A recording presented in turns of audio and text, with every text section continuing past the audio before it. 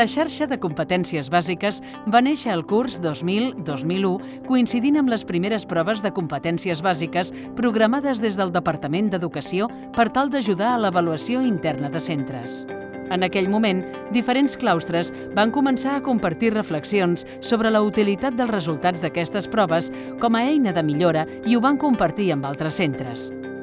Precisament aquests conceptes, la millora i el fet de compartir inquietuds, van donar lloc als dos eixos que marquen l'ADN del programa, tot i que amb el temps ha diversificat els seus objectius. L'objectiu final és que els alumnes aprenguin més i millor.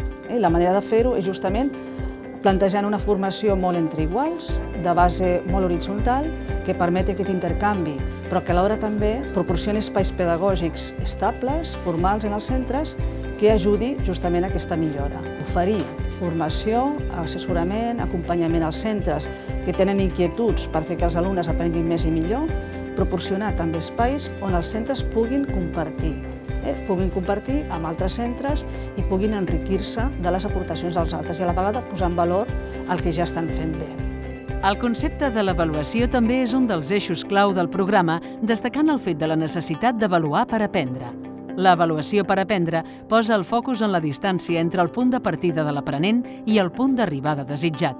Aquesta distància pot ser escurçada si el docent i l'aprenent comparteixen els objectius d'aprenentatge i els criteris d'avaluació, si es formulen bones preguntes i si existeix un feedback efectiu. Un programa de desenvolupament professional docent integral, perquè toca l'individu però toca també el col·lectiu.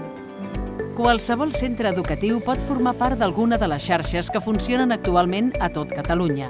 L'únic que cal és una voluntat de canvi compartida amb el claustre, des d'un sentit de transformació i enriquiment a partir del propi context.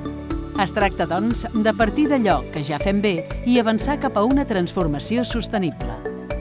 Ens hem d'imaginar una xarxa de pescar, aquests nusos de connexió en els quals compartim aprenentatges, compartim inquietuds, aquests elements compartits també com a professionals, aquests punts són els que a nosaltres ens importen molt. Llavors, dintre de cada centre s'organitza un equip que anomenem equip impulsor, que ja seria una xarxa interna dintre de cada centre. Després, cada centre també participa d'unes sessions de formació amb altres centres del seu territori i després de totes aquestes xarxes que actualment són 13, a nivell de tota Catalunya també es fa un treball conjunt de tota manera que tothom es pugui beneficiar dels aprenentatges dels altres. Per consultar els requisits d'accés al programa, us podeu adreçar a la pàgina web xtec.gencat.cat i accedir als programes vigents a l'apartat d'innovació.